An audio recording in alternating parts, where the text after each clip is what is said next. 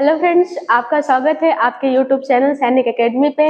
मैं नेहा मैम आपके ब्लड का जो 3-4 पार्ट में पढ़ाई थी, 4 पार्ट पढ़ाई थी, उससे जो क्वेश्चन एग्जाम में पूछते हैं, कॉम्पिटिटिव एग्जाम में जो भी क्वेश्चन बनते हैं वो मैं लेकर आई हूँ। आप लोग ने टॉपिक तो बहुत अच्छे से पढ़ लिया है, लेकिन उससे कैसे एग्जाम में क्वेश्चन बनते हैं उसको मैं यहाँ पे आप लोगों के लिए आई हूँ, जो हर एक एग्जाम में पूछता है। और ब्लड का जो क्वेश्चन है, अगर एग्जाम में जो ब्लड से अगर क्वेश्चन आता है तो इससे बाहर नहीं जाएगा आपका। तो आइए हम देखते हैं आपका पहला क्वेश्चन। अब पहला क्वेश्चन है कि जो रक्तदाब है, रक्तदाब किस यंत्र द्वारा मापा जाता है? तो आपका पहला ऑप्शन है स्फेग्मोमैनोमीटर, दूसरा है हीमोसाइटोमीटर, हेमेटोलॉजी और इनमें से सभी। आप लोग को पता है क्या है स्फेग्मोमैनोमीटर? तो जो रक्तदाब है, जैसे ब्लड प्रेशर, जैसे कि आप लोग जाते हैं ना डॉक्टर पे, तो आपका जो ब्लड नापते हैं, तो जो ब्लड प्रेशर होता है वो जो यंत्र होता है जिससे मापते हैं उसको क्या कहते हैं? स्फेग्मोमैनोमीटर। अब जानते रहिए जो हीमोसाइटोमीटर होता है, इससे हम आपकी जो आरबीसी की संख्या होती है उससे मापते हैं। तो आरबीसी की संख्या मापने वाला यंत्र को क्या कहते हैं? हीमोसाइटोमीटर। फिर आपका तीसरा ये ऑप्शन है कि हेमेटोलॉजी। हेमेटोलॉजी जो होता है उसमें हम रक्त का अध्ययन करते हैं, ब्लड का जो अध्ययन करते हैं उस जिस शाखा में करते हैं उसको हम क्या कहते हैं? हेमेटोलॉजी। तो आपका पहले क्वेश्चन का आपका आंसर कौन सा है? स्फेग्मोमैनोमीटर। फिर आपका जानते रहेगा दूसरा क्वेश्चन है रक्त के किस भाग की संख्या सबसे अधिक होती है? पहला है आरबीसी, दूसरा है प्लाज्मा, डब्ल्यूबीसी, प्लेटलेट्स। देखिए जब हम ब्लड पढ़ा रहे थे तो आपका देखिए पहला ऑप्शन है आरबीसी, प्लाज्मा, डब्ल्यूबीसी और प्लेटलेट्स। तो आपको पता ही होगा कि रक्त का कौन सा भाग सबसे अधिक होता है, पता ही है ना क्या होता है? अक्सर एग्जाम में सब लोग कंफ्यूज होकर आरबीसी लगाते हैं, लेकिन जानते रहिए जब हम बताए थे कि रक्त के 2 पार्ट होते हैं, एक रुधिराणु होता है, एक प्लाज्मा। प्लाज्मा जो रक्त का 60% भाग होता है, रुधिराणु 40%। तो आपका पूछेगा रक्त का किस भाग की संख्या सबसे अधिक होती है, तो किसकी होती है? तो प्लाज्मा की। आरबीसी मत, आरबीसी आपका क्वेश्चन आंसर नहीं सही है। अब फिर जब बात करें जब रुधिराणु, आपको पता है कि ब्लड के 2 पार्ट है, एक प्लाज्मा एक रुधिराणु। और रुधिराणु के 3 पार्ट है आपके। पहला क्या है? आरबीसी, डब्ल्यूबीसी और प्लेटलेट्स। अब पूछेगा रुधिराणु के किस भाग की संख्या सबसे अधिक होती है?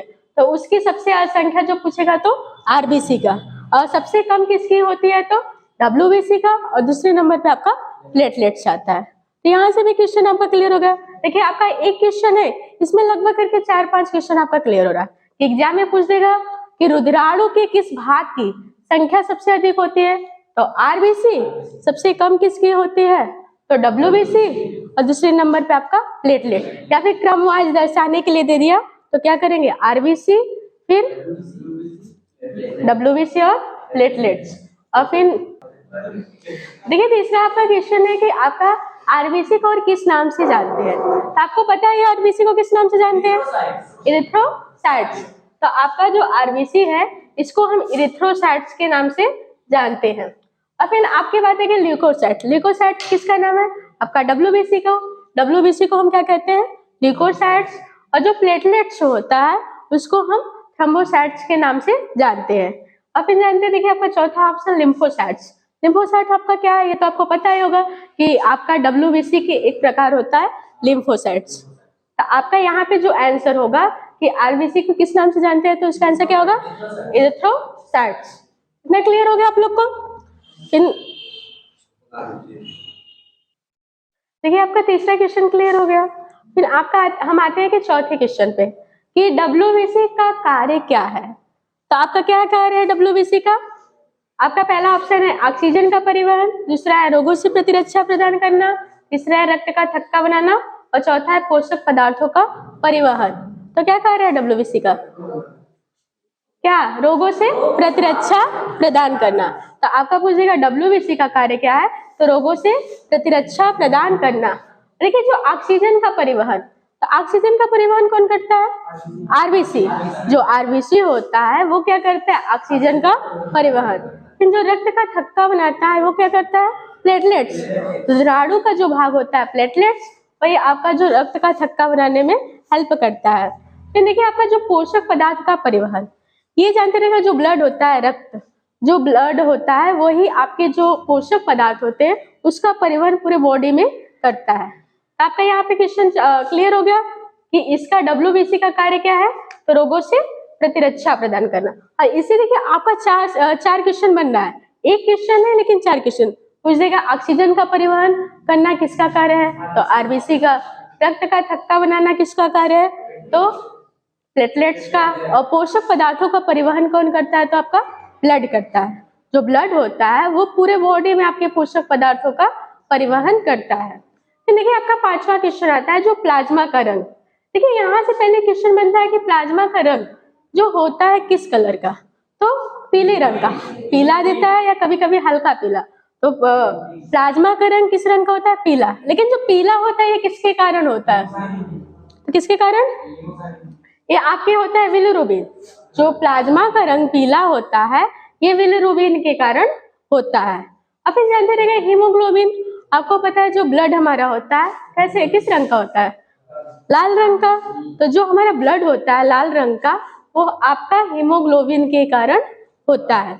फिर जब बात आती है कि जो हमारा कॉकरोच होता है, कॉकरोच जानते हैं जिसका जो ब्लड होता है ये किस रंग का होता है, सफेद। तो जो कॉकरोच होता है उसका रंग जो सफेद होता है वो किसके कारण होता है, तो हीमोलिफ्ट के कारण। जो कॉकरोच होता है उसका रंग सफेद किसके कारण होता है, तो हीमोलिफ्ट के कारण। और फिर ऑक्टोपस का सुने आप लोग, ऑक्टोपस का जानते हैं कि उसका ब्लड किस रंग का होता है, नीले रंग का। तो जो ऑक्टोपस का ब्लड नीला होता है वो किसके कारण होता है, हीमोसाइनिन। यहाँ से क्वेश्चन क्लियर हो गया कि प्लाज्मा का रंग किसके कारण पीला होता है, तो बिलिरुबिन।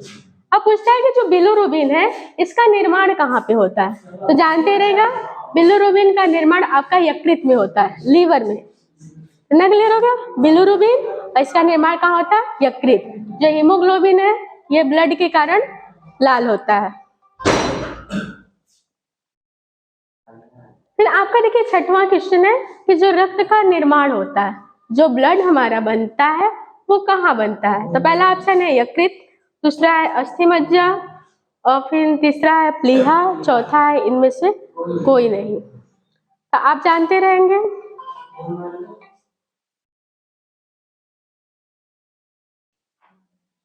तो आपको पता है जो ब्लड का निर्माण होता है कहाँ बनता है आपका देखिए यकृत और अस्थि मज्जा। आपको पता है कि जब बच्चा भ्रूण अवस्था में होता है या गर्भ में होता है तो उसका जो ब्लड का निर्माण कहाँ होता है, तो लीवर में होता है।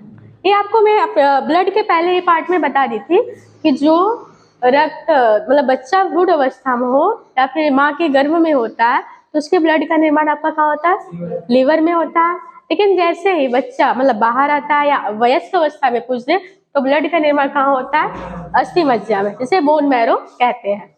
इतना क्लियर हो गया। आपका पहला और दूसरा ऑप्शन दोनों सही है कि रक्त का निर्माण कहाँ होता है, तो यकृत और अस्थि मज्जा दोनों में।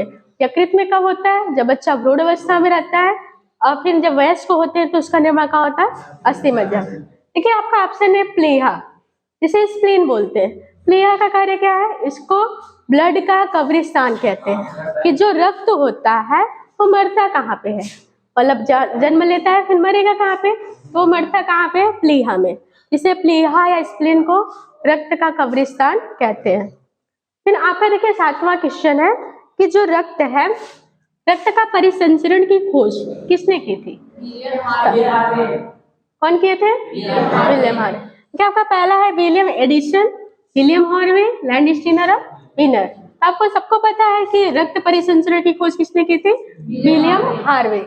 अब इन जानते रहिएगा जो विलियम एडिसन है ये किसकी खोज किए थे, ये आपके WBC की खोज किए थे। जो विलियम एडिसन है ये आपकी किसकी खोज किए थे, WBC, ठीक है। आपका जो विलियम एडिसन WBC की खोज किए थे, और लैंडस्टीनर जानते हैं ये किसकी खोज किए थे, ब्लड ग्रुप, जो रक्त समूह होता है उसकी खोज आपके किसने किए थे, लैंडस्टीनर।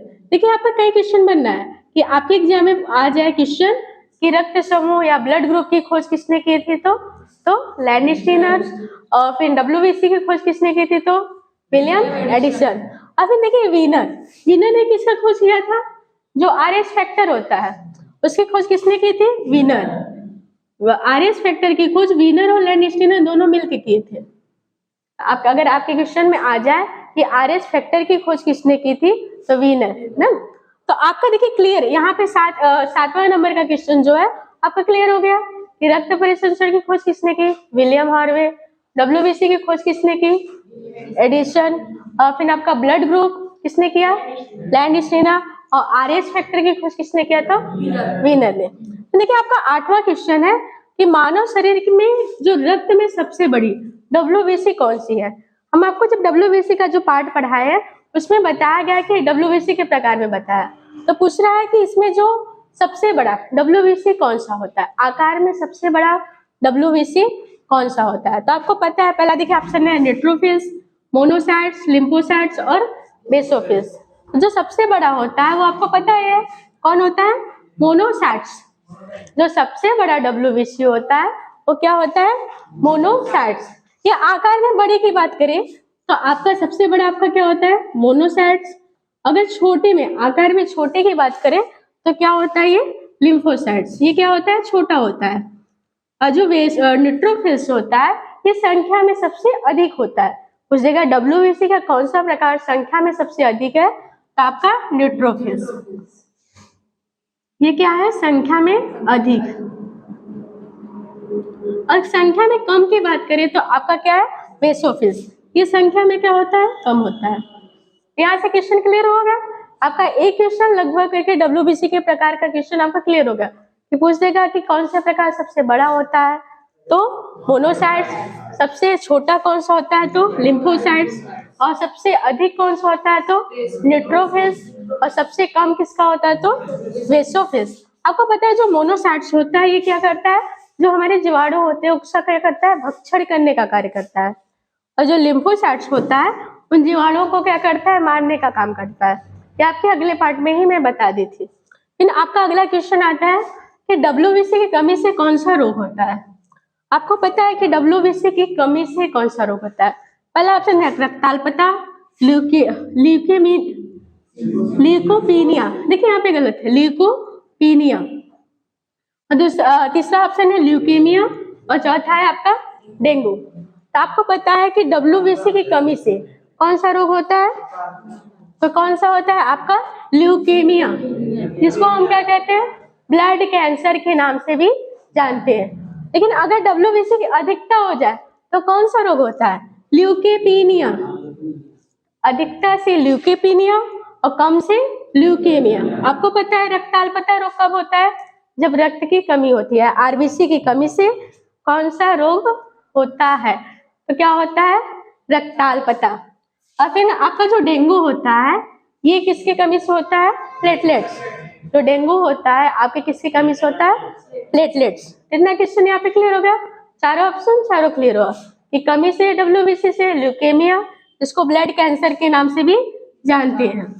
और अधिकता से आपको पता है ल्यूकेपीनिया। जैसे ल्यूकेपीनिया मतलब मेनी डिजीज है, ढेर सारे एलर्जी वगैरह जो होते हैं उसी को हम ल्यूकोपीनिया के नाम से जानते हैं। फिर देखिए आपका अगला क्वेश्चन आता है कि मनुष्य का रक्त किस रंग का होता है। हम आपको इसके पहले ही अगले क्वेश्चन में बता देते हैं कि मनुष्य का रंग किस रंग का होता है, लाल। सबको पता है। लेकिन जो लाल होता है ये किसके कारण होता है, हीमोग्लोबिन के कारण। और जो पीला, जानते हैं कि आपका जो पीला प्लाज्मा का रंग होता है। तो आपको पहले ही क्वेश्चन में बता देंगे जो पीला होता है प्लाज्मा, ये किसके कारण होता है, बिलिरुबिन। तो पीला जो होता है वो बिलिरुबिन का प्लाज्मा का रंग। और जो नीला जानते हैं ये ऑक्टोपस का होता है। तो जो नीला होता है ऑक्टोपस का रंग नीला होता है, तो वो किसके कारण होता है, हीमोसाइनिन। और फिर जो कॉकरोच होता है इसका जो ब्लड का रंग होता है सफेद होता है, वो किसके कारण होता है, हीमोलिफ्ट के कारण। फिर देखिए आपका अगला क्वेश्चन आता है कि रक्त समूह का निर्धारण किससे होता है। जो आपका ब्लड ग्रुप बनता है वो किससे बनता है। तो जानते रहेगा जो ब्लड ग्रुप बनता है वो किससे बनता है, एंटीजन से। जो मतलब किसी का ए ब्लड ग्रुप, किसी का बी, ए बी और ओ आता है वो किससे होता है, एंटीजन से। और फिर आपका अगला क्वेश्चन आता है कि किस रक्त समूह को यूनिवर्सल डोनर के नाम से जानते हैं अर्थात सर्वदाता के नाम से जानते हैं। आपको पता है कि यूनिवर्सल डोनर कौन सा है, ओ। आपका जो रक्त समूह ओ है उसको सर्वदाता के नाम से जानते हैं। और जो ए बी है देखिए आपका क्वेश्चन है कि जो किस रक्त समूह को यूनिवर्सल डोनर के नाम से जानते हैं, तो आपको पता है आपका कौन सा ब्लड ग्रुप है, ओ। और जो एवी होता है इसको किस नाम से जानते हैं, सर्वग्राही के नाम से, इसे यूनिवर्सल रिसीवर के नाम से जानते हैं कि जो एवी ब्लड ग्रुप होता है वो सारे ग्रुप का ब्लड दे सकता है, और जो वो होता है वो सबको आपका ब्लड दे सकता है। और जानते हैं ए और बी आपके जो ब्लड ग्रुप ए होते हैं उसमें एंटीजन क्या होते हैं, ए होते हैं, और एंटीबॉडी की बात करें तो आपका एंटीबॉडी बी होता है। और जो ब्लड ग्रुप बी होता है इसमें एंटीजन क्या होते हैं, बी होते हैं, और जो एंटीबॉडी होता है वो क्या होता है, ए होता है। ठीक है, आपका जो मैं ब्लड का जो चारों 5 चैप्टर 4 पार्ट पढ़ाई हूँ उससे अगर आप वो पार्ट देख लेंगे ना तो बहुत अच्छे से समझ में आएगा। वो पार्ट देखने के बाद अगर आपको ये करेंगे ना तो बहुत अच्छे से आपको ये क्वेश्चन बहुत अच्छे से समझ में आएगा। देखिए आपका अगला क्वेश्चन है कि कौन सा प्रोटीन रक्त का थक्का जमने में मदद करता है, तो आपका जानते हैं कि फाइब्रिनोजेन, कैल्शियम, प्लेटलेट्स, विटामिन है। बड़ी कंफ्यूजन है ना कि फाइब्रोनिजिन भी आ गया, प्लेटलेट्स भी आ गया, विटामिन के भी आ गया और कैल्शियम भी आ गया। अरे होगा तो क्या, सब तो ब्लड का थक्का बनाने में मदद करते हैं। तो जानते रहिए यहाँ पे बात किया है प्रोटीन का, तो आपको पता है कि प्रोटीन क्या है आपका, फाइब्रिनोजेन। आपका पता है जो कैल्शियम है क्या, एक तत्व। जब तत्व की बात करें कि कौन सा तत्व ब्लड का थक्का बनाने में मदद करता है, तो आपका कैल्शियम। और कौन सा रुधिराणु कि कौन सा कार्पल्स आपका ब्लड क्लॉटिंग में हेल्प करता है, तो आपका प्लेटलेट्स। और विटामिन की बात करें तो विटामिन के। ये तो लगभग सबको पता है कि अगर बात आ जाए कि ब्लड का क्लॉटिंग में तो आपका विटामिन के पहले ही आता है। तो आपका अगर प्रोटीन की बात करें तो आपका फाइब्रिनोजेन, धातु या तत्व की बात करें तो कैल्शियम, रुधिराणु की बात करें तो प्लेटलेट्स, और विटामिन की बात करें तो ए। देखिए आप लोग को इतना, आप लोग जो 13 क्वेश्चन किए आपका लगभग करके इसमें से आपका सारे क्वेश्चन क्लियर हो गया, क्लियर हो गया ना आपका। अगर हम पूछे पहले क्वेश्चन का आंसर क्या है कि रक्तदाब या ब्लड प्रेशर किससे मापता है, तो स्फेग्मोमैनोमीटर। देखिए मैंने आज जो ब्लड का कुछ क्वेश्चन लेकर आई हूँ, इसमें आपका आधा पार्ट मतलब एक पार्ट आपका है और इसमें एक पार्ट और बनेगा। जो अगला पार्ट है उसमें बहुत ज्यादा इंपॉर्टेंट क्वेश्चन आएगा, तो जो भी आपका जो ये वीडियो है उसको बहुत अच्छे तरीके से देखिएगा, क्योंकि आपका जो ब्लड का क्वेश्चन बनेगा, चाहे कोई भी कॉम्पिटिटिव एग्जाम हो, अगर ब्लड का क्वेश्चन आपसे बन रहा है तो इस वीडियो से बाहर या फिर मैं जो 4-5 पार्ट आपका वीडियो डाली हूँ उससे बाहर आपसे क्वेश्चन नहीं जाएगा। ये पूरी गारंटी के साथ मैं कह रही हूँ कि मतलब जो भी आपका क्वेश्चन आएगा इस वीडियो के साथ नहीं आएगा। और फिर अगर आपको ये वीडियो अच्छा लगे तो लाइक करिएगा, शेयर करिएगा और सब्सक्राइब करिएगा। Thank you.